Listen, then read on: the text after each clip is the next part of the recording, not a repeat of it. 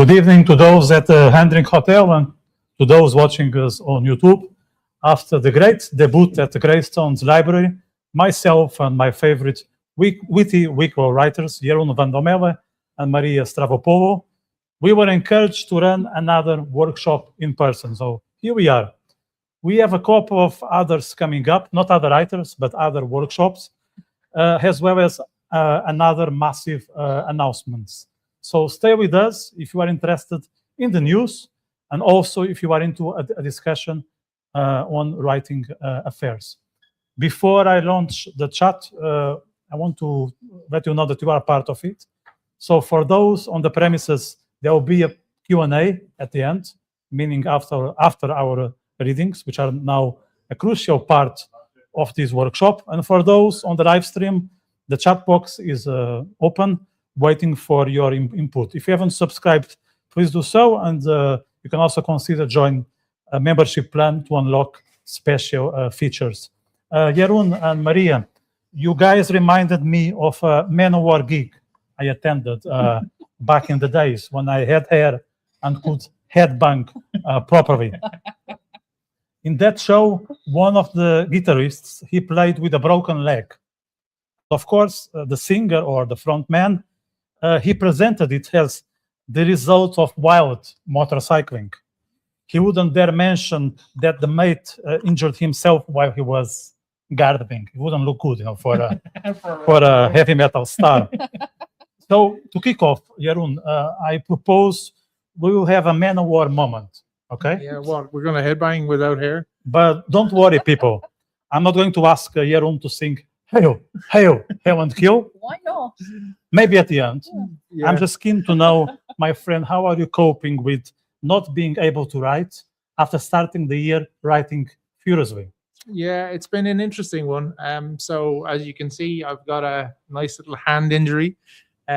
We should actually be called the Wounded Witty Wicklow Writers Workshop, because we're all wounded in some way or another this time.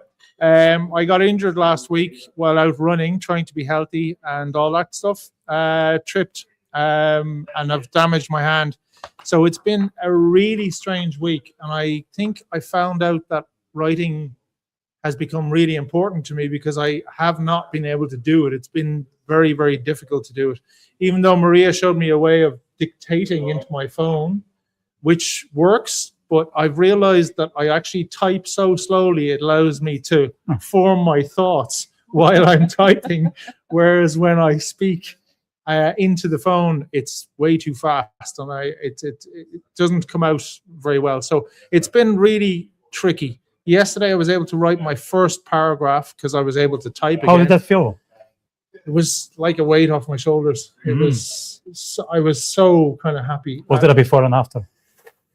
Yeah, it was just like, I don't know. It was a really weird thing. It was almost like a stress thing in the last week. It was almost like I was stressed because I couldn't write. It sounds odd, but it's a daily part of my life. I use the commute to write, so it sounds very odd that I found it stressful not to do it. But yeah, I was able to write finally yesterday, and it was almost like a total moment, like total relief.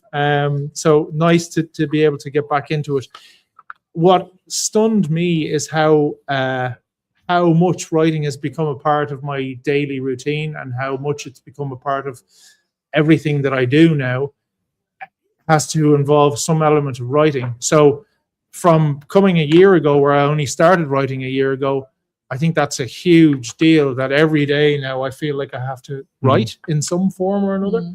And that I'm almost feel happier or more that I've achieved something in that day when I've actually written. And not writing leaves me with a weird feeling. So yeah, it's been an interesting start. Yeah, a year ago, I had a surgery. It was actually on the 28th of January, which, by the way, coincided with the second year, or the second anniversary of my YouTube channel. It was kind of a coincidence. But and as for writing, I was recommended not to write for a week or so after the surgery. That felt terrible. But it wasn't that bad because I used to write laying down on my stomach so much, but I don't do that anymore, and I cannot because I don't have the capacity to lie on my stomach anymore. So I type. So thanks to technology, I was able to write again. So I always write at home, even when I was writing with my handwriting in the bed. I was not like lying on my stomach in public. I think that would be a bit weird to say the least. But yeah, I would like to have, now that I think of you guys, I would like to have a plan B. Yeah. Maybe I need to go back to a Pilates class and see if I can be able to lie on my stomach just in case something bad happens. But Be prepared. yeah. But let's set aside the Pilates and the yoga here. Let's focus on writing. Tell me, Maria, how are you coping with limitations? Yeah, it's been interesting because I think I'm so in sync with Jeroen here that I couldn't let him have an injury and not follow. So I went and got myself a condition called trigger finger, and it's not because I was handling guns, it's because I was stupid during garden work. So yeah, it's kind of limited my typing abilities as well because I rely too much on my right hand, which is not my dominant hand, but it still goes to show how you don't really think during the day, how much you use your body. So yeah, not being able to type very well has affected my writing, has definitely affected my nerves, which were in a position anyway to begin with. So now I spend a bit more time this month already planning in my book instead of actually writing. So I'm doing some background fixes, I'm doing some expanding on things that are the book, but not actually the words that will go in the book. And that's something that I can do from my phone as well, which I'm sometimes faster at than trying to type on my laptop. But it's definitely an interesting time because my resolution for this year was to finally finish my book. And I feel this is really setting me back because I might be okay in a few weeks and be able to type again, or I might need surgery, which will be another month until I can use this hand. And then I feel like all my plans are gradually, getting foiled. But I think if you find ways to do it, like with voice typing, I guess, or if you just try it, you cannot lose touch completely, but it's definitely a setback. So yeah, it's something you don't consider when you're planning your writing or when you're doing it every week or every day. You think you have all the time in the world, and suddenly it's been taken away from you. Not completely, but the speed really matters, and I had never thought about it. So yeah, it was a very enlightening experience as well. Yeah, I guess writing is one of those things that you don't want to be interrupted because you need to build a mindset, you need to create surroundings. Yeah. No, there's a context that needs to be settled for you to be able to write. Like I don't like to have anyone around me when I'm writing. The only creature I allow is my cat, but I have no other option. The cats have a very strong will. The worst critic, your cat. So well, good on you for braving it. I hope he's not watching us, if he won't be offended, because he's known on this podcast to join from time to time. So if you guys watch it on YouTube, sometimes he jumps on our back and shows his charm, and he has a lot, like most cats. Yeah. So yeah, I thank technology now for being able to write, because back in the days I had to use my body strength because I had a very strange posture when I was writing. I could only write like lying down on my stomach. I couldn't write, say, sitting I could take notes, but all my writing was done on the bed, laying on my stomach, and this is the way I learned. So now I take notes on my phone. I mostly type. I don't do dictation. I prefer to write, and one of the reasons is that AI tends to think that I have a Russian accent. And I'm gonna ask the audience, do you think I have a Russian accent? Like, you can say it, because I'm a big fan of Eastern Europe. My Ukrainian girlfriend is there, so I won't be upset. But do I have a Russian accent? Maybe Ashkenazi, Jewish Ashkenazi, maybe? No? Seems to be 50-50. 50-50.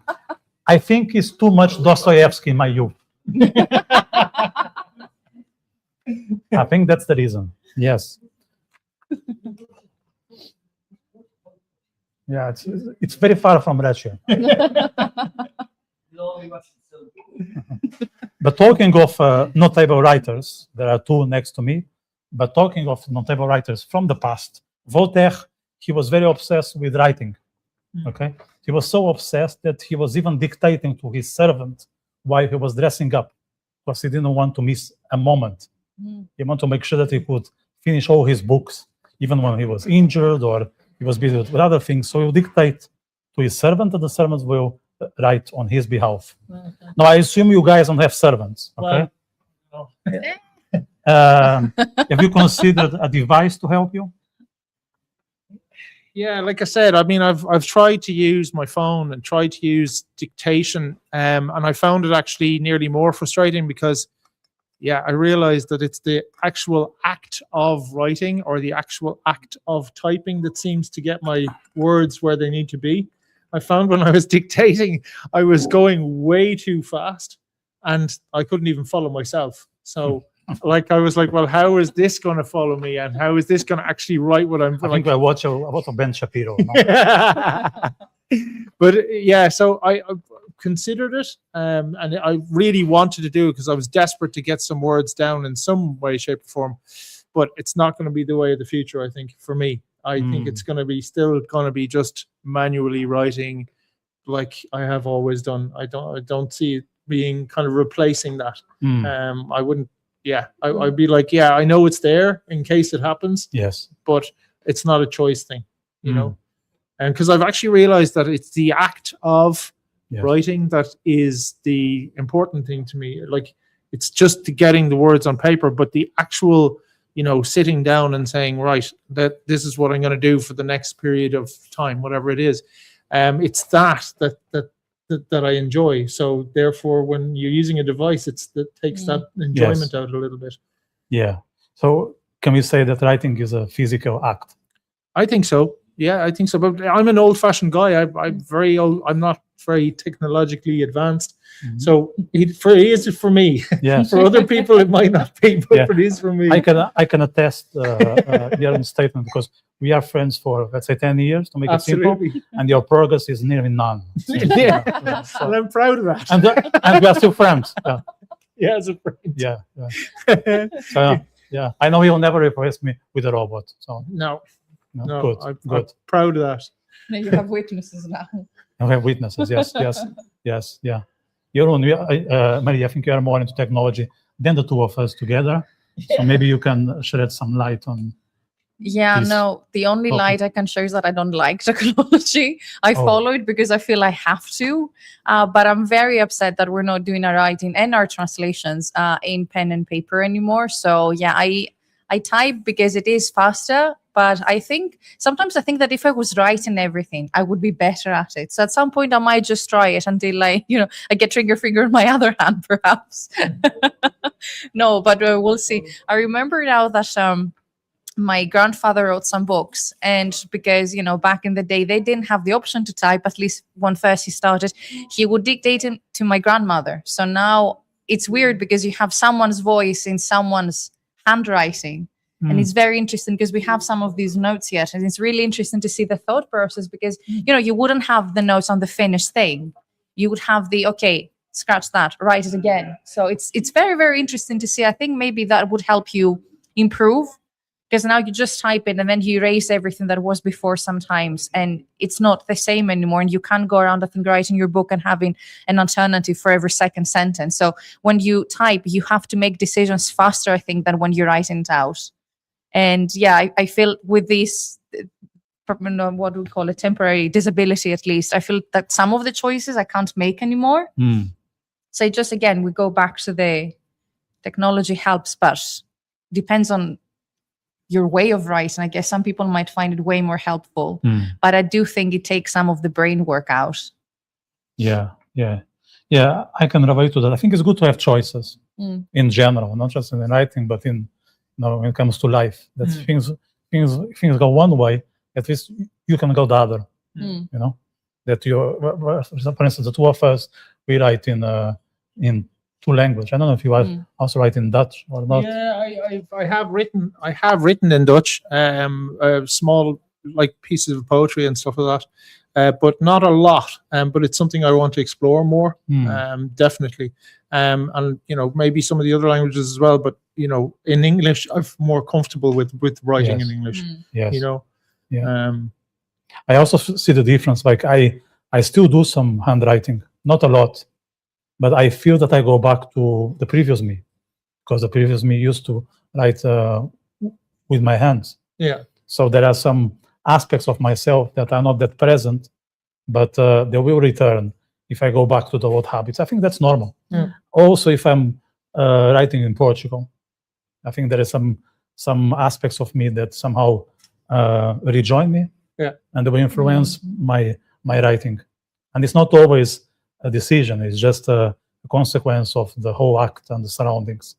So, as much as we control our writings, I think there are external factors that they will play a role and they'll be present. Hmm. Now, I think then it's up to us to say identify them and do something with it. We can see that they are positive. We can think that maybe they don't belong in this new text, but maybe I think the work will be to allow them to be part of it and then make a decision. Is this their space or not? Like have that upper hand, So That's something to think about. That's something to think about. It's different when you have to pass the microphone, because we just interrupt each other a lot, and now we can't really do that anymore. And that's usually another disability, is the microphone. people won't mind. Let us know your thoughts. Okay. Talking of technology, the chat box is open. It's a free floor. So let us know what you think of what we are discussing. I have access to the comments in my mobile phone, so we are happy to gather them along the way. And for those in the premises, there will be a Q&A at the end, if you don't mind. Before I move to next topic, there'll be 3 topics, okay? I want to share that this Witty Trio, the 3 of us, we scheduled 2 live sessions for the current year. We have one in Cork, in the Cork Road Book Fest on the 22nd of April at 2 in the afternoon. So that's something for the diary, for those who are in the Red Rebel Republic of Cork. Red Rebel Republic is almost like us, no? Witty Wicklow Writers, no? So here's a suggestion for a Cork group who wants to be part of the Brotherhood. I'm assuming this is about sports, so I'm laughing along. And on the 15th of May, the 3 of us will travel all the way to County Longford, and we will be at the Maria Edgeworthstown Festival session starting at 9:30 in the evening. So if you guys want to start the weekend with some thoughts on writing, Edgeworthstown is the place to go mid-May. So about socials, and that brings us to the next topic. Jeroen, writers are usually seen as lone wolves, but these days with social media and all that jazz, it seems that community is part of the writing, whether you like it or not. How do you navigate between the two? Yeah, I guess for me, I've always thought of writing as a solo activity, because when you're writing, well, I certainly, want to be kind of on my own or in my own headspace when I'm writing. But it's become more apparent now with, this group and then other groups that we've interacted with that, writing is a community thing. But I think it will still always stay a solo. The act of writing, you're just writing by yourself, in my terms anyway. And the community part is then, I've noticed that like there's, writing groups and this group and, where you can bounce ideas off, or but you've already written your text at that stage. So the actual act of writing is still going to be solo in my estimation.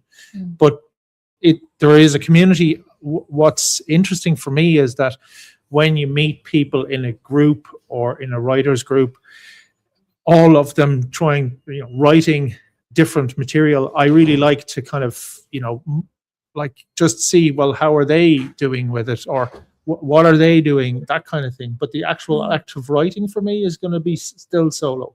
And I think that will always be the case, because probably most writers are that lone wolf that you spoke about.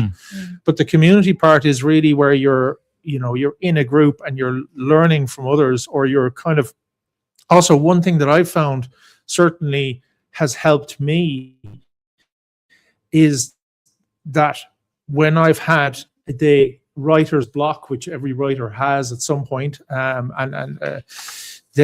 I've had that, or I've got to a point when I don't like a particular text, sharing it with somebody else or sharing it, in a group, actually makes me constructively look at it and go, oh, maybe I should change it like this, or to get the kind of criticism that I would get, the constructive criticism. So it's helped me in the terms of when I'm stuck, or when I'm, blocked with something. That's where it really, really helps. But the act of writing, I think, will always be a solo thing for most writers, I'd imagine. Yeah. Yeah, I'd say it's sort of a breathing space. Like sometimes you need oxygen, and you don't know exactly where to find it. And writing can offer that that opportunity, that breathing space. I think it's something that we build, we return, and at some point we can even be addictive in a very positive way, because we know if we go there, we can grow, we can revisit ourselves and take some time. I think it's one of those environments where one can exist without much permission. So in some sense, it's a place of freedom. Let's say. I think we all need that context where there are not much excuses for our extravaganza, and it's just yourself, the pen and the papers. Then there's you don't need to say obey to rules that you usually don't. No, or you do, but just because you have to. There is just between you and yourself. So I think it's something that the creators look for when they are going to that writing corner. Okay, but it doesn't need to be necessary, say, in a bedroom. Like some people, like some writers, like back in those days, when writers were more bohemians, which is something we spoke about in the past. They would write in cafes, in restaurants, and even while traveling, because you can find solitude even in the middle of others. So, Maria, you are more of a private person than myself and Jeroen. So, I would like to understand your balance between the isolated exercise of writing and how much room do you leave for public exposure? So I could not agree with you more. I do think it's a solitary thing. I think it's like life in a way, because I believe in life as well as in writing. At the core of it, you're by yourself. Unless you sit down, you do the work, you're never getting anywhere. It's your thoughts, it's your everything. Same as with life. You can have all the family, all your friends around you. There are some things that only you in your heart know, like the pain of things, the joy of things. So I think, up to a point, you're completely alone. Now, if you have people that you can share it with, which I only discovered when I started talking about writing with you two, actually, it becomes a sort of different experience because you're not so alone anymore, and not in the sense of the actual creating the manuscript, but you can share it, you can get feedback while you're writing, you can, show something to someone and get their opinion on it. And the other day we were talking about something, I had a massive writer's block, and it was about a really big part of the plot. And just talking about it with Jeroen, I was able to go through it just because I was narrating to another person. And it was I got it out of my head. So it really, really helped. Now I am horrible, as some of you know, with social media. So I don't think I'd be able to handle my own, campaigning. You are improving. I shared a few posts this month. Yeah. Yay. If someone puts pressure for you to share it. If someone very kindly and persistently asks, I will go into Instagram. I will share a few things, but I'm not a very social media person. So I don't feel I can handle that aspect of being a writer, which seems to be on the rise these days. Like I'm seeing more and more independent, but also published writers handle social media. So I think that's the part that I'm not comfortable with yet, but talking about it with friends or even with strangers, but actually, sharing it myself, having a conversation on it, I find that very, very refreshing. And it's something that I had not thought about at all when I first started writing as intensely as I do now. And like the idea of writing a book and discussing it with people, it hadn't crossed my mind. So I think it helps. It helps with writer's block. It helps with feeling less alone. And in a country like Ireland, where the publishing business is rather limited because of the size of the country as well, there are a lot of independent authors out there. And I feel when you start connecting with people, you do feel less alone. You do feel you're a part of a community, and a very dedicated one at that, because I think at the end of the day, we're at the scent of scholars and sense, I think. So there is a very proud tradition in this country. And I think the more we share it, it feels like you're keeping it alive here. And there is another element to that where I feel, apart from, less alone, you also feel much bigger than yourself in a very poetic sense, I guess. So it's definitely changed for me when I stopped writing for myself and I started sharing it with others, even though it was very, very difficult at first. So I would really encourage anyone who's seen it as a hobby or who's just starting, share it with someone, share it with us even, because that's how we all start. And then you discover a completely new world, but the craft itself, it hasn't changed, but it changes you around it. And I think that's magnificent. We are not alone. We have a good few friends here with us. And I just got to know there is a writer in the comment section who just said, I'm also a writer. So please let us know, how do you cope with these circumstances when you are not able to write? How much of your writing is something you do by yourself, and how much you like to be exposed to the community? We want this section to be interactive, so let us know in the comment section. I have my phone here on my left-hand side, so I can use my two hands and don't be jealous. Huh? Oh my God. Yeah, I don't want to be mean with this comment. Low blow. So we can combine, Yeah. and we've got. I think they will slap me One good hand. once we leave with each hand at the end. Yes. Yeah. Right. So you talk about feedback, and I think feedback is crucial, because you need that third eye, that will see the things you're not able to see, because sometimes you're very much attached to what you are writing. It's yours. It's your baby. There's a lot of you on it, and you are not able to see it, let's say, in an objective manner. So it's always good to have that third eye. But I think we also need to, when you are writing, take consideration to whom do we write. Are we writing for ourselves? Do we have an idea of the audience? Do we care about the audience?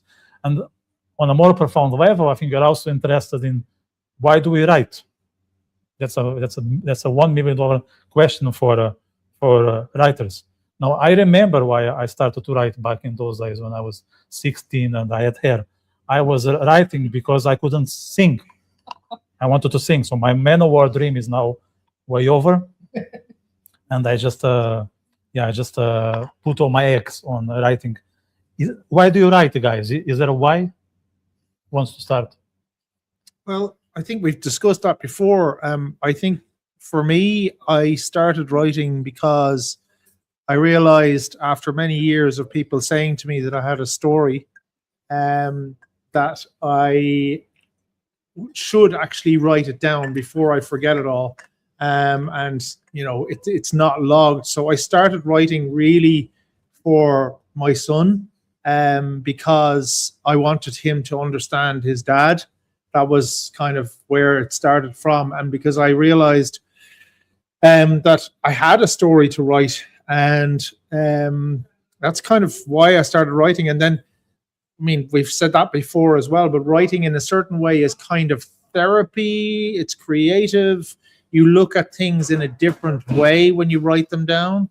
Maybe you analyze yourself a little bit more when you write down stuff. Certainly in my case, what I started writing was a memoir, and I was able to analyze situations better when writing down than just thinking about them. So those are kind of the reasons why I started to write. And then it just became a daily part of my life.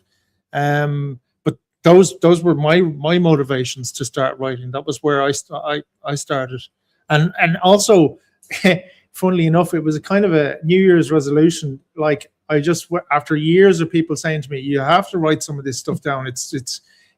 Maria said it earlier on, it reads like fiction because nobody didn't believe that this actually happened to you. But I just said last Christmas, I just said, right, I'll just start. That's just good marketing, Yeah. Thank you. I just said, well done, both of us, I'm going to start because my life looks like fiction. yeah. I like that, you know. It It's is true. so true. When the book Yeah. is out, it is so true. It's there's some, and I just said, look, I've a long time I batted people off, and I just went, oh yeah, and then I just said, right, I'm going to go do this. So it was like a New Year's resolution. I am going to write, and that's really where it came from, you know. Yeah, for me it was a bit different. I think I always had it in me to write, and I say this because there is a very interesting poem in my family that I wrote when I was 6, and I very proudly took it to my grandpa, the writer. It was a poem about a little sheep, so it was very agricultural, very pastoral. But I've forgotten a lot of things about my life, but I remember how I felt that day, having someone creative to share with someone, and someone that I respected and love as much. And bless him, he seemed very happy with me about it. I don't know if he actually liked it or not. And I found myself writing at different times in my life, and I actually enjoyed it. And then I got very sick for some time, and I forgot that I liked to write. So when I started writing again, I was going to therapy at the time because I really, really needed it. And I said I started writing, and my therapist asked me to share what I was writing with her. And reading through it, she said, I don't know if you've realized it, but you're describing your illness here. And that struck me as very odd, because it was a fantasy piece that I shared with her. It was only a page or two. And then that sort of propelled me into writing again, because my therapist advised that I use it as therapy. She said, you never have to show it to anyone. You never have to do anything with it. But I feel that it helps you externalize your thoughts. So I started then, and I guess I never stopped. And now it's again a hobby. It's again something that I do because I enjoy it, not only because I find it therapeutic. And yeah, as I said, it's my New Year's resolution to actually finish the first book that I'm writing. But I feel that it's helpful, it's therapeutic, it's good to be creative. It's a very simple way of saying it. Yeah, so very, very different stories, I guess, very different reasons, but it just goes to show any reason is a good reason, I guess, to start a hobby. So there we are. Yeah, I don't regret a lot of things in my life. I'm blessed. There are a couple of things that I'm not going to bother you with that. But I never regret start writing. Even when I look at it, let's say the day after or next week, or I don't know, in a couple of months, it was always the right decision. Even if I look back and I say, well, it's okay, but I'm not going to use it for a story, or I'm going to throw it on the bin. It's okay. It made sense in that moment, and I will do it again, even if I wouldn't do anything with it. So writing for me is one of those things that I would never feel bad about it, ever. Maybe the time will come, but I never felt that it was a waste of space. It's not the case. There are certain things that happen in my life, some decisions that I may have acted differently. I may have replaced my activities with some other thing that not the thing I engage with. But writing, I always feel better when I finish. And if I look back and I realize, well, that was not my best moment. I was just, pissed or too emotional, or sometimes I write on a rush. Let's say I need to write something because I'm reacting to an event. Let's say I'm writing a journalistic piece. And then I look back and say, yeah, okay, I like my angle, the way I put it makes sense. I could have done it better, but I had 24 hours to react. It's very different when, let's say, you are writing your opinion about something that just occurred. You cannot wait for next week. You need to do it on the moment, and life is not always built or customized that you have the time. So, but in any case, when I finish writing, I always feel lighter. I feel that there was some pressure on my shoulders. It's not there anymore. But that's already good, because after that, I'm a better person. I have the level of energy that I would like to have all the time. So I can only say good things about writing. I think it's like you're more present. Yes. It's like you have this, like you have a headache, and it's constantly there, and it's affecting everything you do. And then once you get it out of your system, like I find I am more present in my life after I've done a good bit of writing, because I think it's also, for at least myself, is also then associated guilt of, oh, I haven't written today, which it's something of a need. It's like, oh, I haven't drank water today, I haven't eaten today. It irritates you a bit. So I think it is also that element of what you're saying, you become a better person. Yes. I think that's part of it. Like you are more As there. much as I can be a good person, no? Yeah, well, we will another conversation. Yes. Off camera. People online use the chat box. Please don't be shy. If you are a writer, show us on the comments. And if you want to share some of your stuff, you can also reach out to us. The email address is in the YouTube channel, so we are happy to take a look and exchange ideas. Before we move to the third topic, which is the final topic, and the third topic is related to the place where we are. By the way, I think I announced at the beginning, we are in the hotel. We are at the Hendrick in the Dublin city center. There might be some strange noises. There was actually a trash car. Just last time we had a train. This time we had a trash car passing. We love things on wheels. Yeah. So I'm talking of wheels. Next topic is travel. How smooth was that, everyone? It was not prearranged. Yeah. No, it was just a good thing between myself and Maria. Great. So, but before we move on, I want to share the big announcement, because we mentioned that on the advertisement. We are launching a magazine. Yeah, that's right. We are launching a magazine, and surprisingly, because we are very creative, we are calling it the Witty Wicklow Writers Magazine. Wow! We thought about that one a long time, a really long time. Yeah. Where did that name come from? Yeah. I couldn't even believe how did I come up with that name. I had to look twice when I wrote it down. Like, wow, that was some moment. Now we want this magazine to be a dialogue kind of thing. So part of it will feature our pieces and also our invitee pieces. Okay. But the other half will be people's contributions. So there will be a contest, which is public from now that we are sharing it. And you are welcome to check the details on ringofculture.com/publications. Okay. The deadline is late March, but you can take advantage of the early bird fee if you submit your poem, flash fiction, or essay in January. So I will repeat, ringofculture.com/publications. Once I'm back on my computer, I will put it in the comment section.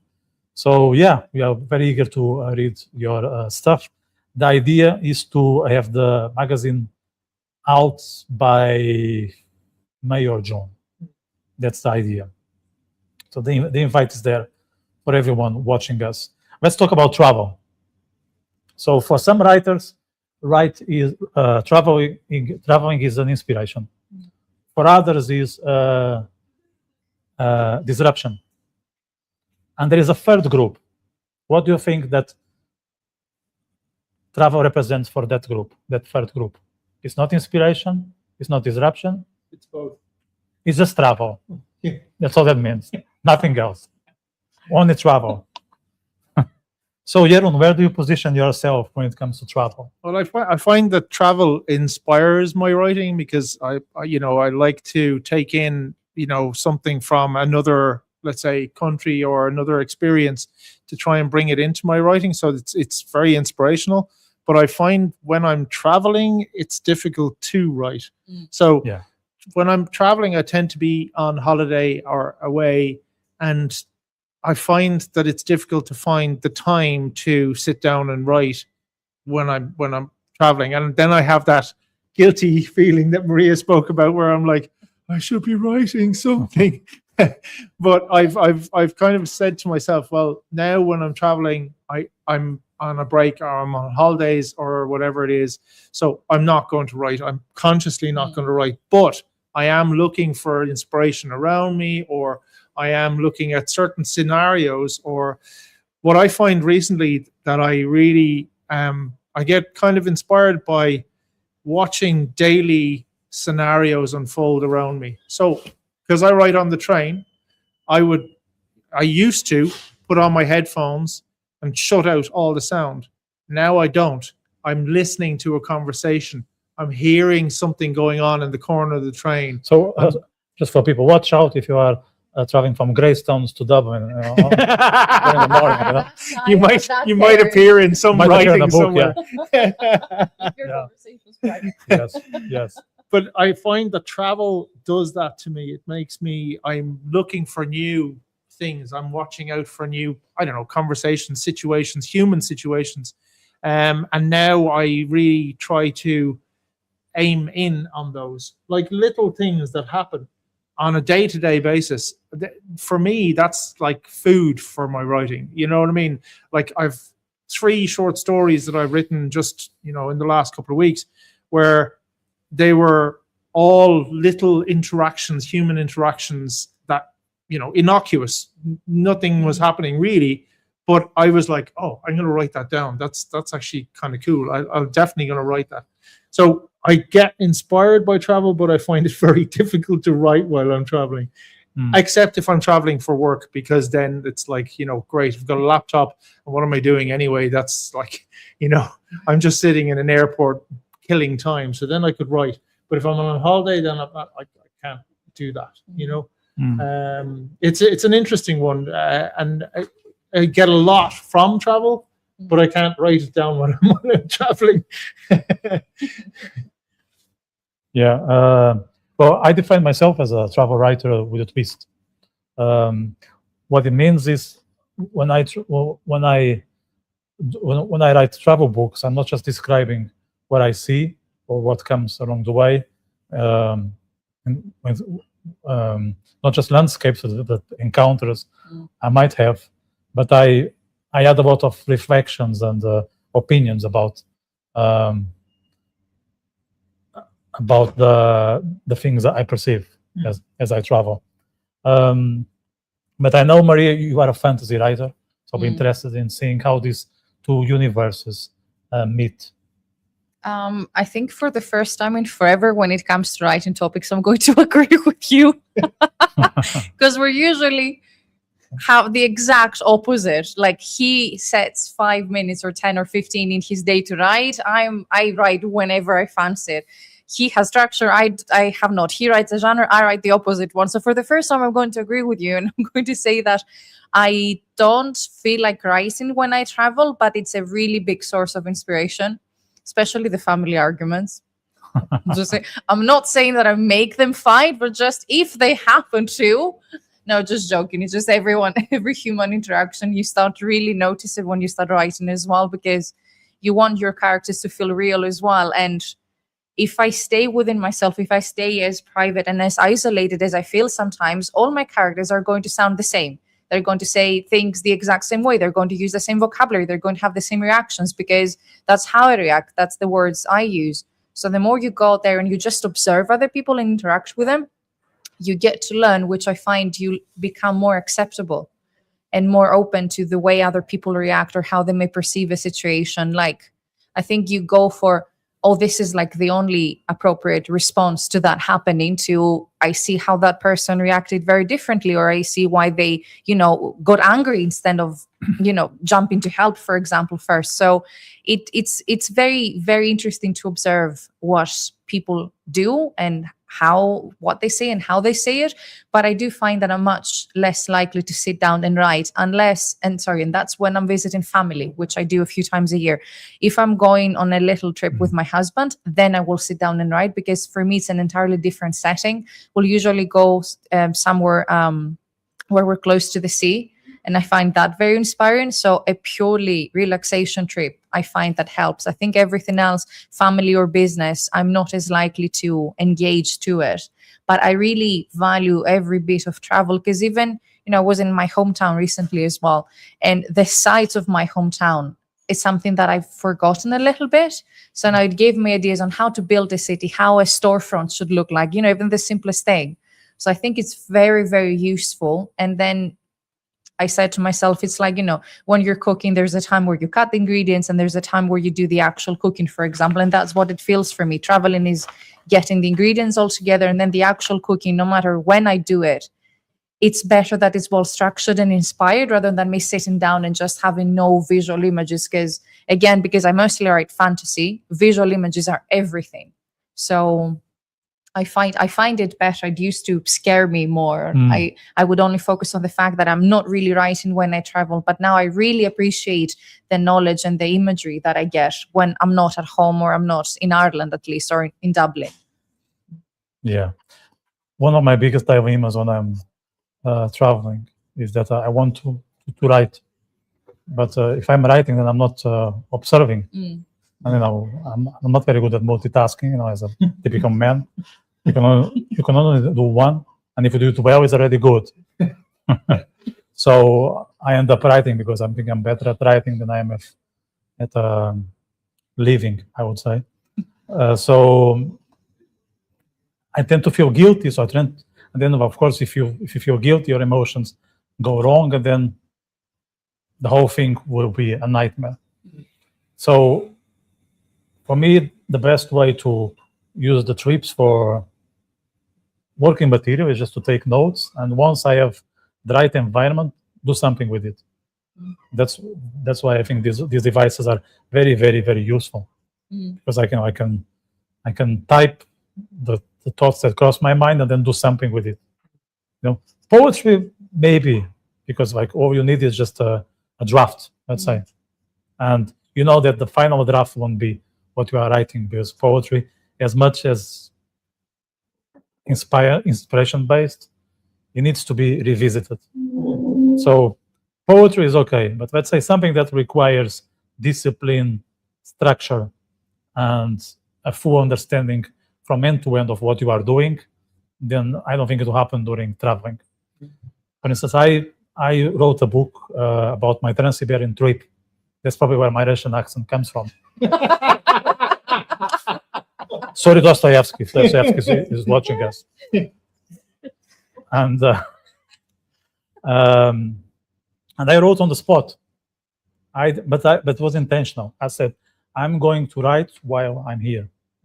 I'm not going to do it once I'm home. I want this to be written while I'm on the train.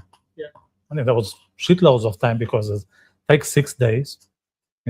I was on a bunk bed, on I think the second or third bed, I can't remember, and I was not that much interrupted, unless when the Russian people want to stare at me, because there were not much Europeans. Yeah. They just had to wave and say, I love Russia, and that was it.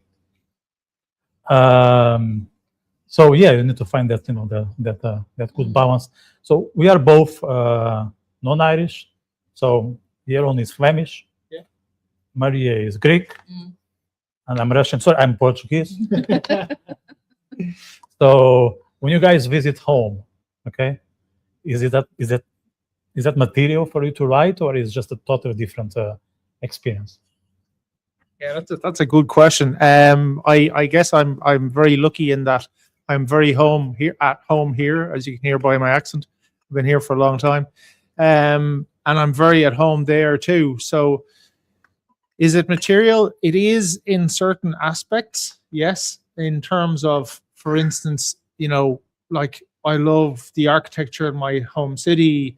I love the history of the area.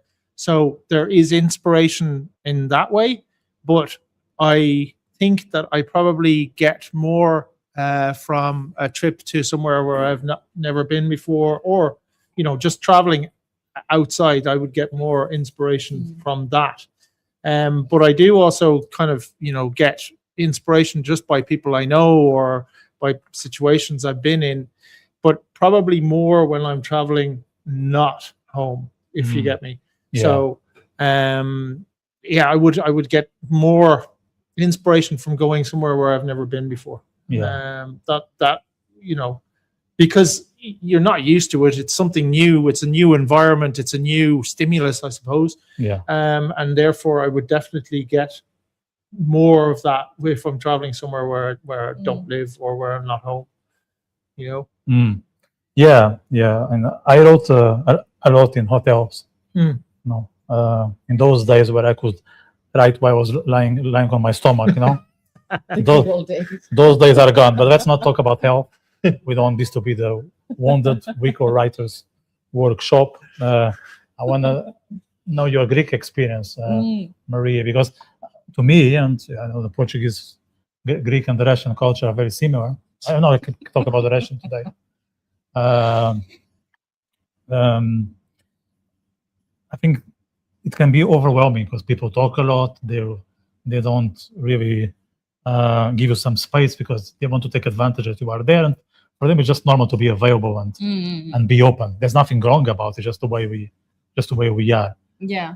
How do you manage that? It's definitely overstimulation because when I go home, I go there for a very limited amount of time. I want to see certain people. I want to spend time with them. So the material, I guess, from traveling back home comes from revisiting the familiar, my city, my family, having conversations with everyone that I pretty much, know how they're going to go because I know these people, I know this city, versus the shock, I guess, that is when you visit a new place, you're meeting new people, and then they kind of make a different impression on you. So I think most of the inspiration, I find it being exposed to new things, whether that's a place that I can use for a fantasy setting, whether that's someone that really strikes me as a character, whether, something happens to me when I travel or if I witness something. So I think, both the familiar experience is very useful because it sort of grounds you again, and depending on who you talk to and what the conversation is, it might remind you a little bit of why you're doing that and why it's important to you. Like talking to my family when I first opened up to them about how I seriously want to pursue a career in writing, we started having all these conversations about it, and suddenly I found out that my other grandpa was writing as well because he was a priest and he was writing his own sermons, and we have like a treasure of his writing. Or I have an uncle that used to write as well, or I don't know, my dad wanted to try a hand in writing. So it's not as much material in that sense as it is reaffirming why this is important to me, and that at the end of the day, perhaps it runs in the family, or you discover that you have more things in common with people that you love than you thought. But the occasional you just gave me an idea doesn't really hurt as well. But I do think traveling really opens up your viewpoints and can really help push your writing. It is a stimulus for your brain. We can't ignore the fact that inspiration is how our brain works as well. So it could be like biology and simple chemistry and maths at the end of the day, how when you travel, you activate your brain to create new ideas, even if you're writing the same old thing, for example. So I don't know, that's how it feels to me. Yeah, I used to travel a lot on my own. I still do, but not at the same frequency. Things change. And to me, it was a great opportunity to write, because let's say during the day I would go, visit places, try to perceive the local culture, try to engage with the film, the videos. But in the evening, you are on your own. Yeah. So there's no better environment than a hotel like where we are, just to put my thoughts together, and then of course I would put on the paper, who did I meet during that day, what was my impressions of the surroundings, but also some other thoughts will come to my mind just because I was not only alone but far. There was this distance, there was this gap between myself and my routine that I needed. So it was, was essential, and I still like to do that. I don't think I really need it as I needed in the past.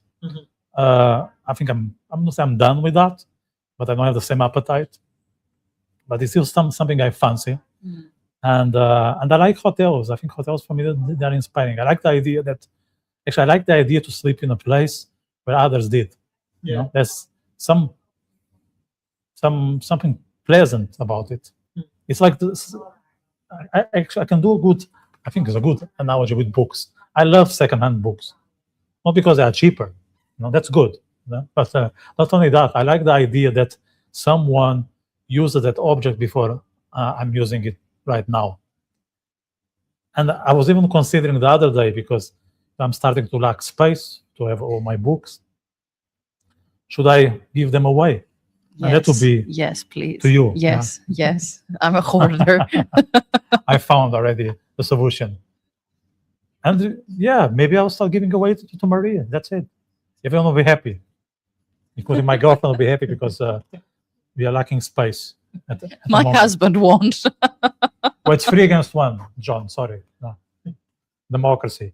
But I would like to give the book to someone that someone can read my own reading. Because I think we somehow transmit our thoughts. I think they are there. I think the books have the capacity to absorb the reader's understanding. I think they are not immune. I'm not sure about the books because I know there are 2 dinosaurs here or 3, I don't know, but at least 3 dinosaurs. I'm not that experienced with the books, but with physical books for sure. You know, you somehow be part of that specific copy, and there is some degree of heritage about it. So I like that. I like that. You know, I like to get it from. And the other day, I was in Budapest. The other day, it was already in September. I was in Budapest, and I bought a book about what's his name? Brendan Behan. Behan. Sorry, no, I pronounced his name. My Irish is very bad. It's not my Russian accent this time. And anyway, I opened the book. It was a second-hand book, and there was a photograph of 3 people, an old photograph, say from the 90s. I love it. I even asked the staff, "Do you know these people?" Just because I want to know their story.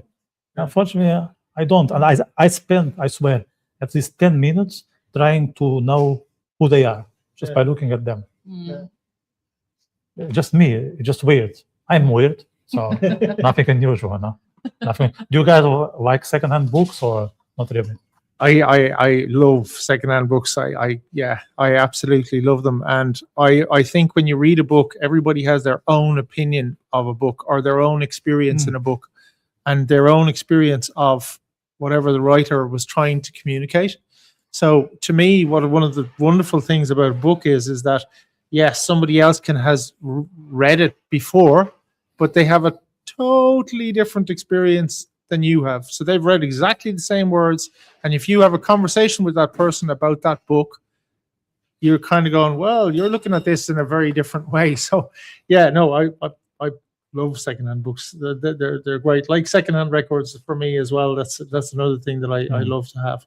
And I love to have a lot of old books, but old books in particular. I just really like old books that have been passed down either in a family or, you know, like my grandfather left me a load of books. You know, it's one of the nicest things that he could have left me. Do you know what I mean? It's, yeah, absolutely. And I'm all about the physical books. I can't, you know, e-books, all that sort of stuff. No, it's a physical thing for me to read. Yeah. You know? Yeah. I've started to read a lot of books in PDF because since I opened Ring of Culture, you know, people send me the books for publication. You know, they don't post them, of course. So, and I started to understand that it's not as cold as I thought it was, the experience, but I still prefer the old-fashioned physical book. You know, it's just a necessity that those things come in PDF, and it's a win-win. You know, it's a win-win. I have enough books at home. You know, Maria, I'm not going to ask you if you are into second-hand books because we already offered a solution for my problems. So. No, surprisingly enough, I'm not really that much into secondhand books. As comparing to the experience with owning a new book, every time I get my hands on a new book, I feel like I've just discovered pirate treasure. It's such a great experience to be the first one to open this specific book. And it gets bonus points if I'm the only person I know that is reading this book, because then I feel like I have a treat for you. Like, you're going to love this book. So it feels like I'm actually discovering something. Silly enough, I feel that it's never been discovered before, so it feels like a completely new experience. Now, I will read secondhand books, the older the better, obviously, but there is something about, you know, cracking the spine and sniffing the book. That's that's where I'm weird. it's all it's Not good. only We're that, all it's weird. okay, Yeah, one of them. Thank you, exposing yeah. me. One of the reasons why I'm weird. Well, But there is something about. I actually feel like I found treasure when I Yes. get a new book. So yes. there is something about being my choice that I got this, and whether Mm. I liked it or not, it's something very exciting for me. And if it's a recommendation, I always appreciate recommendations. But if I didn't get it because of recommendation and I got it because I thought it was interesting, then it feels like, I did this. It was my idea that brought me and the book together here. So there is something about it, I guess. So both of us, Maria, already exposed our weirdness. Okay. Yeah, I So- think over the past year we've really exposed our If we weirdness. get tired of Witty Wicklow Writers Workshop, we can always rename Weird Wicklow Writers Workshop. And Jeroen, if you want to be part of it, you need to reveal your weirdness here. So is there anything you wanted to share? So make sure you will be part of us. I probably have a lot, but I can't think of them right now, but I'm sure I'm weird enough. Yeah, they will come out. Yeah. Stay in the podcast a bit longer. Everything will come out. Jeroen was guest number 1 of my podcast. That's weird. Yeah, That That's is really weird. weird. That's really weird. that's true. We found That's true. one. Jeroen was, and he's still here. So this podcast is not that bad. You will never lose this title. No, I've Guest always been number number one somewhere. Yes, Yeah. yeah. And you were also podcast number 1 after my surgery because I took a break. Yeah. And you were again number 1. Recurring. Yeah, number recurring number one. Yes. Number one twice. Yeah. I hope I don't need a second surgery. That will be again waiting for me. When you And are then back, let me know. You'll have to start with him. I have to again. start with him. Mm, Yes. you have The to doctor with will tell him. me you can only go back once Jeroen is available. If your doctor tells you that, you're in real trouble. Right. So talking about books, we move to readings. How about that? Yeah. Fine. Time for readings now. So I guess Maria, you are taking the lead this time. Yeah, why not? Why not? We've already been sitting on my writing for long enough. Okay, so different thought process this time. Still fantasy because I can't do without it. This one, it's called The Graveyard Shift. The moon was safely hidden behind the dark clouds when the 3 men finally deemed it safe to emerge from the crypt. The body was hanging limp from the shoulder of the leader of the group, a burly man taking long and leisurely strides, not seeming to notice the dead weight. Then again, she was very thin. He carved a straight path through the graveyard, around and over old forgotten graves and patches of freshly dug soil, yet unmarked by rain. The second man, the lookout, had emerged first from the sealed vault. It took him a while to get back to his place of leading the procession, cautious as he was to not walk over the dead. He was moving fast, his steps light and silent. The others had not been pleased with his addition to the team, or with how their payment would be redistributed to include his share. They could see how he was necessary, though, after they were almost caught twice on their grave runs. Right behind the behemoth carrying the body, uncomfortably close to her expressionless face, cowered the third man. He was speaking in faint, trembling whispers, his gaze never moving away from his target. The jostling movements of the body were playing tricks with the shadows and the wind, revealing eyes peering out under her long hair, but it was only his imagination. The 3 men passed the rundown church, where mice were suddenly scurrying frantically between tangled vines, and the empty bookshop, then the bad tailors. They briefly crouched behind a low stone fence when they thought they heard the sound of footsteps, but it was only a cat stepping on some dry leaves. Apple tree branches were stretching out above their heads, their fruits hanging heavy, dark orbs within a bigger darkness. The lookout slipped one in his pocket, and they were on their way again. All this time, the third man had kept his undecipherable chanting strong. His voice would occasionally quiver and tremble, and he had swept his brow and neck more than he ever had before, but he wouldn't stop to catch a long breath or swallow, and his throat had gotten very dry. The lookout was spending more time turning back to check on the other 2 than actually keeping his pace ahead to mind the path out of the burial road. So when he slipped on a smooth stone and fell backwards, he landed on the big fellow, who without much manual effort stopped his colleague's fall. Before the third man could realize the abrupt halt, he had stumbled forwards, his head suddenly finding no more space to move or chant. He clashed with the big man, and his voice went silent for only a second. But a second was enough. The body lunged at him like a rabid dog, clawing blindly at his face, screeching madly as she drew blood from his cheeks. The man recoiled with a pitiful yelp and landed on his behind. After a second, he started back to his whispering. The body fell limp again. The burly man sighed heavily. His effort to restrain the dead body on his back had left him panting. He turned around to give the third man an angry look and a courteous gesture, readjusted the weight on his shoulder, and straightened his belt. The lookout was about to faint. The client was paying well, but certainly not that well, he thought. He stood frozen in his spot until the big man started moving again and brushed past him. Well, she did, and her accidental touch shot up a cold stream from his arm to his eyes. The third man passed by him as well with a sympathetic pat. His face said more about the event than his busy lips. The lookout followed reluctantly.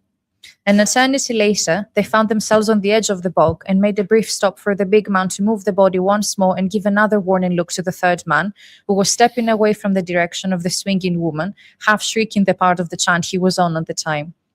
The alchemist was waiting for them at the usual spot, his cape making dark clouds as it was fluttering around him. This was the fourth delivery of the month, but perhaps not the last they'd have to carry out. He led them through the canopy of birches and dwarf shrubs, shutting down any attempt till the lookout made to talk to him, and took them past thinner trees engulfed in fungi and around clusters of cranberries lining the bog woodland floor. The land felt wet here, a sluggish humidity that made them feel much more tired than they had on their way to their client. Sometime later, they saw faint lights in the distance, and they quickened their steps. The alchemist's cottage was well hidden behind a copse of pine trees, only visible by the candles he had left inside to light their way through the bog. One by one, they got in. The big man laid the body down on a marked plank and sat by the front window, stretching his aching limbs. Once a wreath of leek heather had been placed on the body, the third man finally ceased his chant and gulped down all the water from his flask. The lookout came inside last, closing the door behind him, and grabbed a chair as far away from the body as he could. Now that she wasn't a threat anymore, the Count's daughter was resting peacefully, as if in deep sleep. She hadn't been dead for long, but her skin was already yellowing, and deep wrinkles had started to form around her mouth. The disease that had claimed her had not left any visible marks on her, but she had thinned considerably during her short sickness. She wasn't sick, the alchemist said, emerging from behind a thick blanket hiding a room at the back. The basket he was carrying was laden with vials and branches, but none of the three men were willing to get close to the body to help him. He heaved the basket on a long table and brushed plates and papers aside. The clatter of the plates made the third man jump, and he quickly glanced at the body. She hadn't moved. She was cursed. Well done. Well done. Well done. Well done. Thank you. Very That nice. was good. Thank you very much. I thought it was appropriate for a very dark, rainy night such as this. Thank I you. want to say we had a spike of people as you start to read. So Oh, thank you, Yeah. people. yes, on mine, yeah, I was watching the numbers. We had a spike. I hope they won't run away when you start, Jeroen. Probably will. Probably will. You're- I'm used to that. A competition. I'm totally used to that. So just to give you a little bit of background, this is the work of fiction that I'm working on. It sort of tells the story of a family who are living on the very edge of society, and through a bunch of circumstances, they have to kind of get involved in society for one reason or another, and it's how that affects them. So Jeb arrived as it started to get dark. The evening hues were starting to creep over the forest as he drove down the long potted track which ended up at the homestead. He arrived to see that Paul and the family had loaded the trailer with more stuff that they would take with them. There was a large fire burning in the clearing with other things that they had decided they would not take. The whole family was loading the trailer or carrying stuff to the fire. As always with the Dubois family, they did everything together. Paul was strapping stuff to the trailer. Eve was handing him things to strap on from a pile that lay on the grass. And Rose and Mitch were wandering between putting stuff on the blazing fire and gathering anything else they thought should go with them. Jeb pulled the truck in front of the trailer. "Did you pay off the debt? The debt?" Paul said to him as he got out. "I did." Jeb had already decided that he wouldn't say anything about Jesse, and he certainly wouldn't about the kiss to his family. "You're just on time to give me a hand strapping this stuff on," his father said. Jeb wandered around to the trailer and started to getting rope to tie stuff down. The trailer was already pretty loaded, fully loaded, but he knew with only one trailer there must have been a good lot of stuff they'd gotten rid of. Paul said to him, "We are just putting the bigger stuff on the trailer. The stuff we need to put our hands on, like guns, fishing material, and chainsaws, will all go in the truck." Eve said she was going to get dinner started and walk back to the homestead to get started. Jeb and his father continued getting stuff and strapping it on other stuff. Mitch had come over to them and Rose had gone to where the family buried the meat to get some for their meal. They spent another half hour loading and strapping until Eve called to them to say everything was ready. The last of the venison was served up on tin plates with some berries and some of the last of the potatoes. The family had slowly been using all the vegetables they had planted in their vegetable garden. They had taken down the polytunnel and packed it up on the trailer. The polytunnel was one of the few modern conveniences the family had. They had been growing all sorts of vegetables in it for years and would use it again when they moved to where they were going. As they sat down, as always, Paul led the prayer. "Dear Lord, thank you for putting food on our table. Thank you for allowing us to live the life we want to live with our family in the wild, and bless us for our next steps and the move we're about to make." Although the family had never really gone to church, they were brought up with a strong belief in God and prayer. Paul had come from a traditional military, God-fearing family, and his faith had always been strong. They ate their meal and discussed what they still had to load and what they would do the next day. Paul said, "I hope if we can get the final bits all done tomorrow, we can get on the road early the following morning." They finished their meal and Mitch and Jeb went to wash the dishes in the old iron basin they used. The family had a rotation on all jobs, so every week everybody would take certain tasks they needed to. It had now gotten dark, so they lit the hurricane lanterns and sat closer to the fire. Paul took out and started tuning up his guitar and started to play and sing.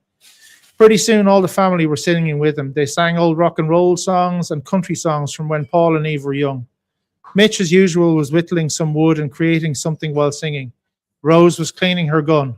Jeb just sat back while singing, and his mind drifted to Jessie and that kiss.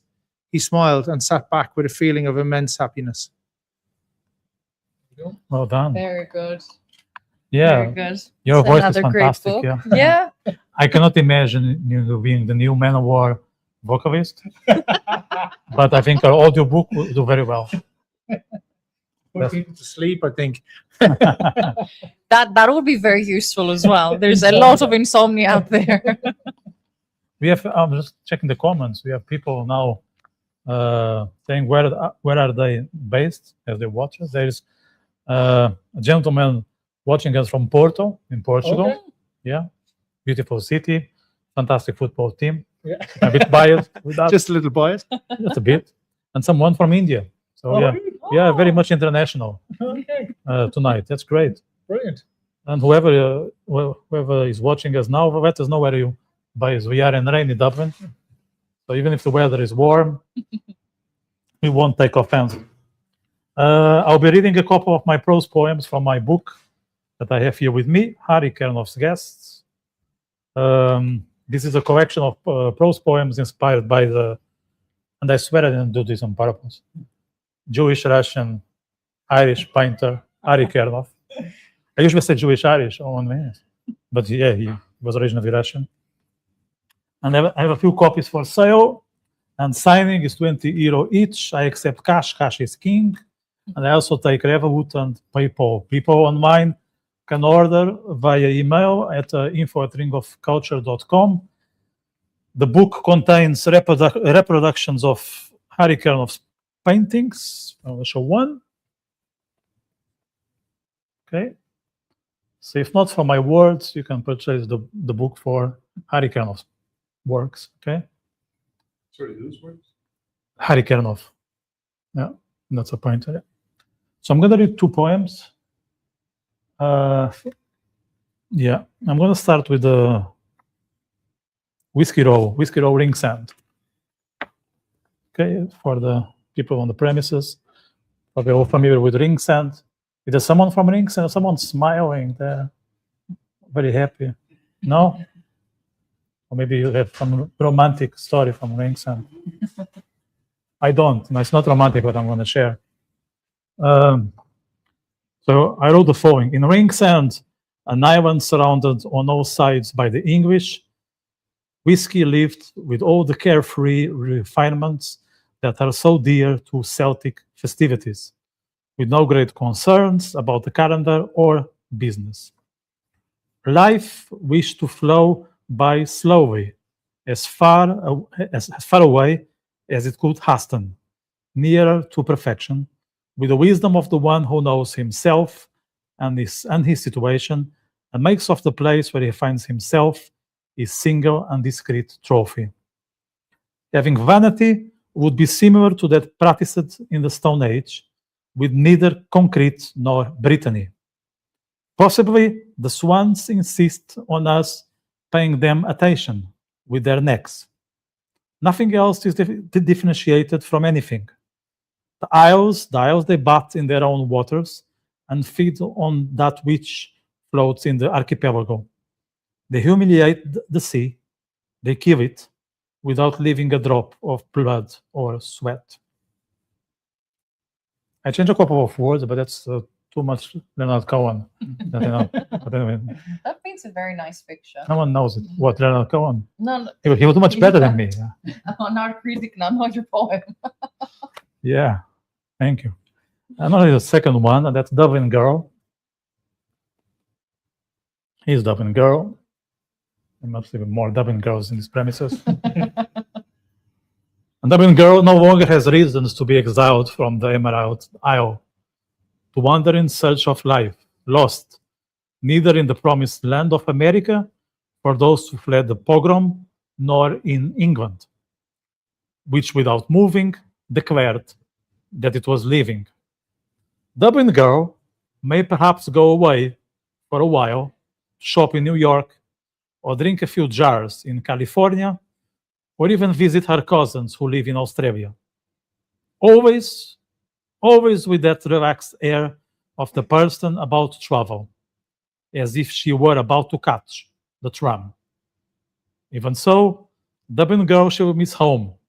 She will shout Shlonta when in an Irish pub she chinks pints, just like the ones in her local, and where she degrades herself throughout the whole weekend, without ever letting anyone making a child with her.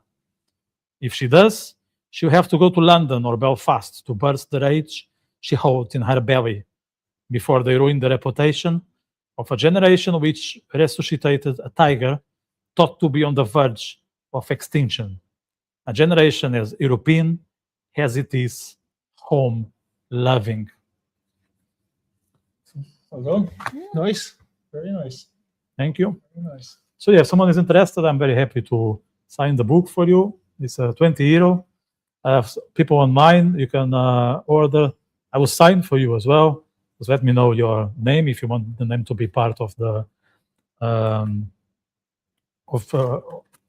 part of the book, and I will deliver to you by post. It won't be PDF. It will be physical copy after all this. Yeah, good things to know. And now it's time for Q&A for those in the premises and also for people online, for everyone who had the courtesy of being with us tonight. Anyone wants to break the ice? Not a question, but just a comment. You were talking at the start about, you have injuries and trying different ways of writing, and they're not the same. But it kind of occurred to me that I think I might try them just to see what happens, the dictation thing, because you can't think the same way. I like to type. I like to type on a phone, sitting on a bus or something. Well, maybe I should try something different, Yeah. Might try the dictation, see what it turns out like. Always be prepared. Yeah. Rather than seeing it as a limitation, maybe it's an opportunity. Have a plan B as well. Yeah, I don't really think about plan Bs too much. Thank you very much. Thank you. Plan A. You're a typical writer then. There's some sort of a plan somewhere. Anyone else? Yeah. It's very interesting. Just bring you the mic.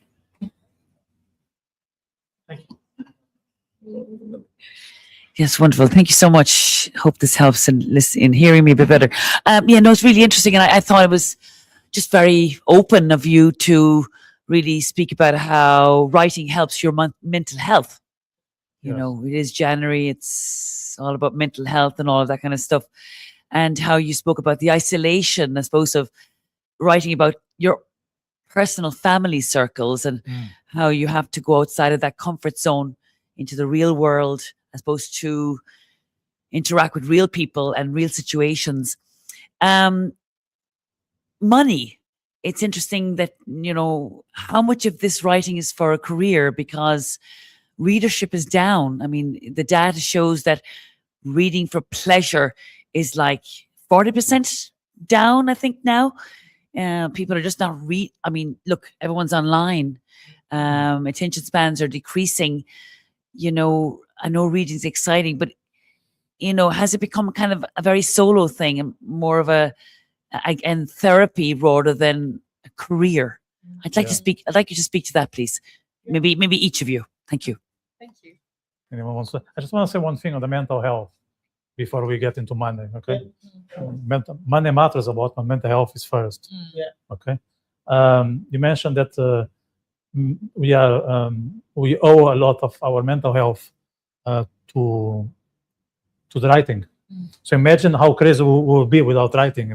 We are already this weird. If we wouldn't write, we will be already in a very strange situation, I would say. I think it's a really good question, and thank you for asking it.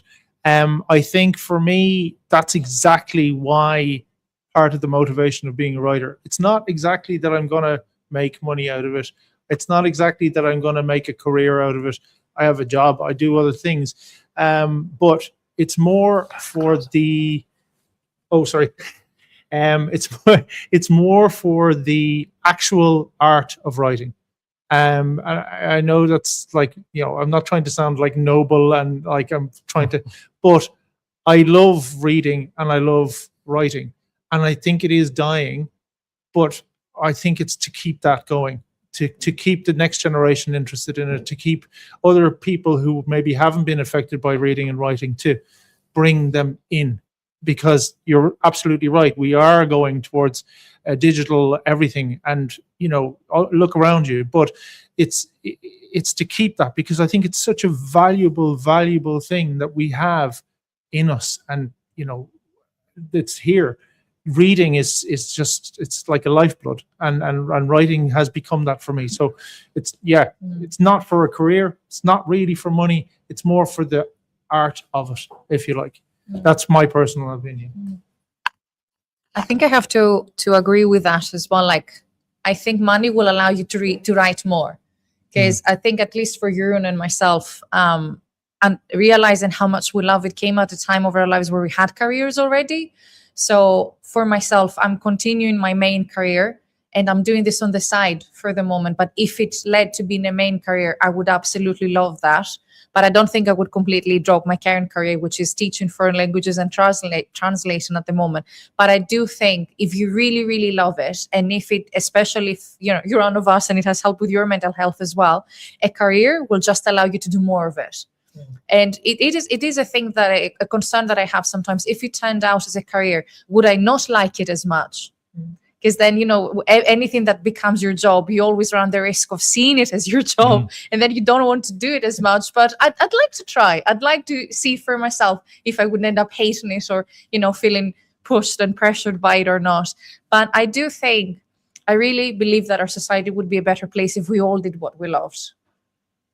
So I think, for us, it could be writing. For someone else, it could be painting. For someone else, it could be just teaching kids. I think a great part of our mental health decline is because we're forced constantly, day after day, at least 40 hours a week, to do something that we don't like because society has needs and we have to put bread on the table. So to be able to do something like that, and at the moment, I'm not taking the leap to drop everything else and just focus on the writing entirely, very humanly trying to preserve myself and keep myself alive. I do think we'd all be in a much better place if we not only wrote a little bit, because I think that helps everyone anyway, but if we all did what we loved. So I don't know, maybe we get to the place where it's our only career or it's our main career.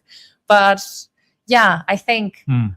like I'm not gonna lie as well. Money would be nice, but if I can just do what I love every day and I don't have to worry about keeping myself alive, that's the dream at the moment. So. Yeah. But thank you for pointing that out.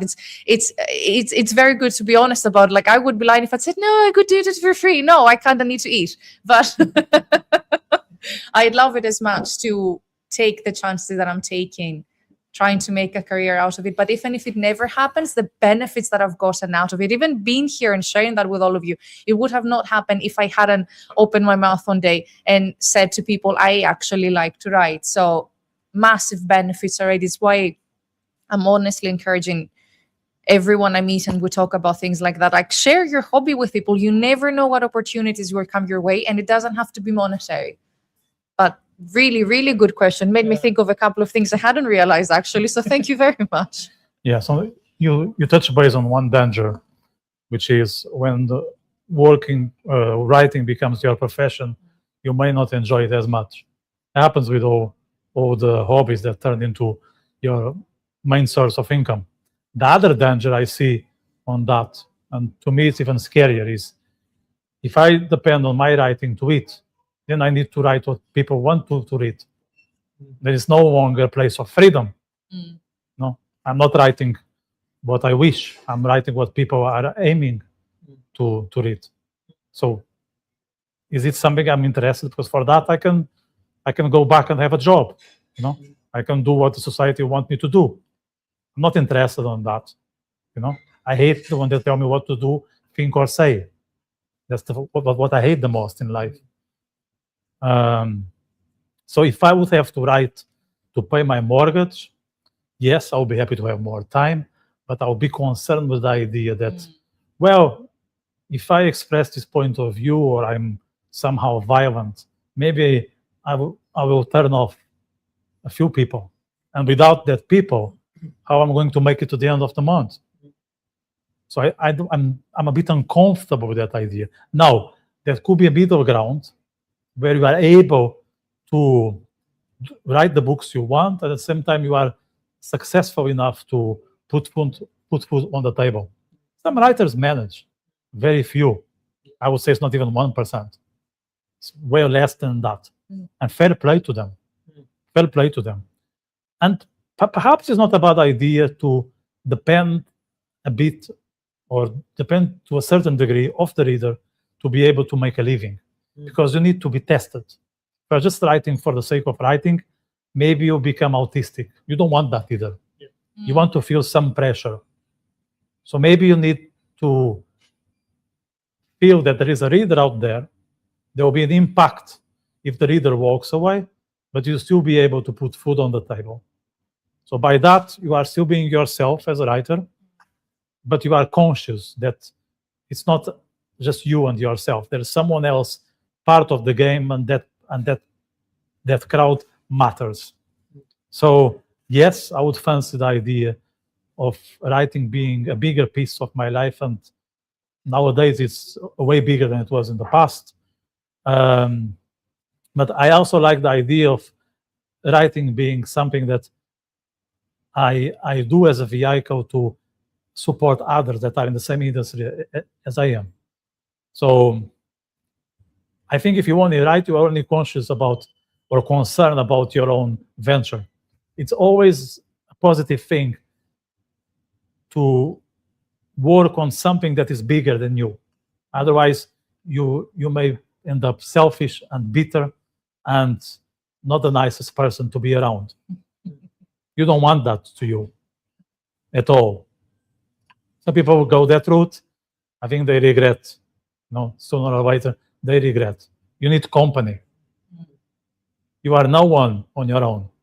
So you need, of course, you need to pick up the right people or the right entities. I think, who said that? I think there's I don't remember, it's Dostoevsky. I'm sorry, I'm not pushing the Russians again. But there's something about that humanity without God is like in incurable solitude or something like that. And that's a reality, because when he means without God, it's not exactly the fate, it's the solitude. That we are here in this wide galaxy by ourselves, thinking about ourselves, and at some point tired that it's always us and us over and over again. We don't want that. Writing is a communication. Otherwise, why do you write? No, I don't know exactly why I write. I didn't answer that question. I leave that for the end. Just happened like that. It wasn't on purpose. I don't know exactly why I write. I do need it. So there is a degree of requirement on me. And the only way I have to deal with it is by responding in a positive way. And the positive way is to putting the exercise on the paper. There is a call, I'm responding, and I'm trying to be there at the best of my ability. It's that simple. And it works. It makes me a better person, as much as I can be a good person. And I'm very happy with it. That's my method. It would be good if everyone will find their own mechanism to improve themselves. For creatives, there are a wide variety of options. As I'm very bad with hands, you know, I cannot do painting or anything like that. Writing is ideal. It's ideal because it's all about transmitting what is in my head to the paper. That's it. And I want to be as honest, as crude as I can, because I don't owe any apology. That was a very good question. Yeah. It was a really good question. Super. Yeah. Go on. So you, just what you, well, a couple of you were saying actually about, you talked about writing for a living, and then maybe there'd be a bit of pressure because, you know, you want to write things that will sell and will pay the bills and so on. I write mostly memoir, and what I think about is sometimes I remember things, maybe I remember something that happened or how I saw something that happened. It maybe doesn't paint somebody else in a particularly good light. Maybe a relative, maybe a friend, maybe just somebody that knows me or that I know. And not that I'm famous or anything, so it doesn't greatly matter, but how do you deal with that? You know, so if I put this down on paper and they read it, they mightn't be very happy. You know, I know a guy who in the writing group I'm in who wrote a few books a few years ago, and he's quite successful. And some of his family don't speak to him since then because some of the things he wrote about, you know, that they felt should not be public knowledge, you know. You know, so how do you deal with that? How do you draw those lines? When it's a hobby, you see, it's fine because you know, nobody cares, not too many people read it. But if it goes further than that, how do you draw those lines? That's a perfect question for you. That's a really good question, and it works perfectly for me because I've just completed my memoir, and I have had that moment where I've gone, this describes my family and my friends, and sometimes it's not in the best light, but I've decided to be true to what I saw as happened or what was the occasion at the time, and I've just decided to stick with the facts. So it is something that I've weighed a lot on, where I'm like, well, it's describing my life, so it's describing my family's life, and it's describing other people in my family in certain scenarios and situations, and also how is the perception outside then? Do you know, like somebody else reads it who's outside the family will go, oh, I didn't know that, or whatever. Well, I've decided that I've kind of decided, yeah, I'm just going to do my version of the truth, as in, you know, what I think is true about how it happened or how it didn't happen, and stick to that. It's a very good question, and it's a difficult thing, and I think a lot of people probably would be very, well, they might be annoyed about it, or yeah, you're right, but I've made a very conscious decision to stick with how I felt or how it went down for me and how I saw it. You know, that's kind of how I've literally made that clear cut decision. This is the way I see it, and this is the way I'm going to describe it, and kind of not stuff everybody. It's not that way, but it's just that's how I felt. And that's why I should describe it in that way, you know. But it's a really good question. Yeah, I think what Jeroen said there is everything. I'd say it's one thing to spill family secrets, things that people have trusted you with and they would not want other people to know. And it's another thing to say, this is the truth as I witnessed it. This is how I felt. And then I think if you can arrive to a conclusion of why this confrontation happened or why you had a relationship with certain someone, it's something that we should try to do in life as well. Like personally, it's not enough for me to know that I don't like someone or someone doesn't like me. I feel I need to know why. So if I came to the point where I wrote about this and it was very clear that it was someone from my family, for example, I would also like to arrive at a conclusion about that, or at about a closure. I'm mad at you because you did this, or this is how you behave when we're together. I want to know why you're behaving like that. So I think there is a healthy boundary that allows you to write about things that happen to you without exposing the people or without exposing things that they want known. Now, some people could get offended by anything. I could say, oh, my cousin likes to write, for example, and my cousin would say, oh, I didn't want anyone to know that, which is everyone's right not to. But I feel there's a difference between the personal information and something that other people were there to witness, or an argument that happens to everyone. So when you draw that line, I think it makes all the difference in the world. And that's how I've never named my family in everything that I've written. I've drawn inspiration from some things that have happened. But if I were to write about them, I think that's what I would set for myself. Am I revealing something that they wouldn't want the world to know? Or am I just saying my truth and I'm hoping that, and actually aim to later in the text say, and I figured out why this happened and that made me a better person and improved the relationship, or showed me that, this person, for example, is toxic and this relationship is not salvageable, and I extracted myself out of a situation which could help other people as well. So it is a very, very difficult thing to achieve, though, which is why I'm not openly writing about my family. And I admire Jeroen to do that, because if you read his book, he's not insulting anyone and he's writing some pretty raw stuff in his book. But I don't see how anyone could get offended, because he's writing the truth and there is an explanation on why this happened and why we have this relationship with people. And I think this is extremely difficult to achieve. So well done for you, and very good question. Yeah. Well, I'm good. Yeah, You're good. Yeah. Okay. I'm good with my microphone. I think there's no harm in asking questions. So at this point, I've published a few books, so people know that I write openly about my experiences. And often people will approach me and say, "You're going to put that in the book, right?" And I confirm, yes, I will. And then it's up to them to be open about it, to expose themselves when it comes to opinions, sentiments, feelings. So I'm transparent about it, and there's no way around. That's just the way I am, and that works because there's clarity in our communication. We know what we are here for, so there's no room for blame or guilt or anything like that, because there is a silent agreement, let's say. Now, when I hesitate about putting in a book a certain experience or something that someone shared with me, I often ask the person. Like recently, my sister was involved in a political campaign in Portugal. And so she was talking to people directly, those 2 weeks before the election.